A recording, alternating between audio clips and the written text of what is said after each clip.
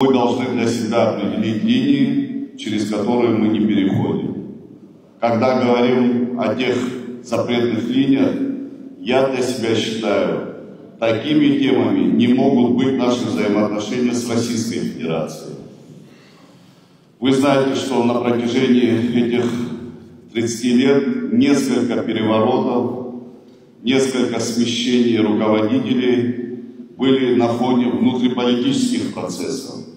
Никогда еще в нашей политической истории не было, чтобы основанием создания таких условий были бы российско-абхазские взаимоотношения. Это очень опасная дорога, это очень тонкая материя.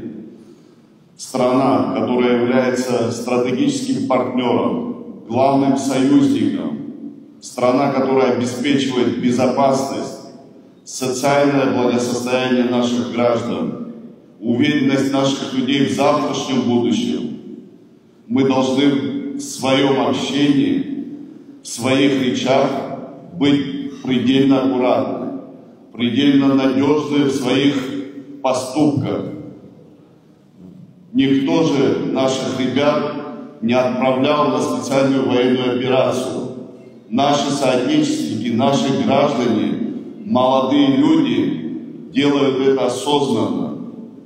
А мы, политики, тем более не имеем права наступать на очень опасную черту.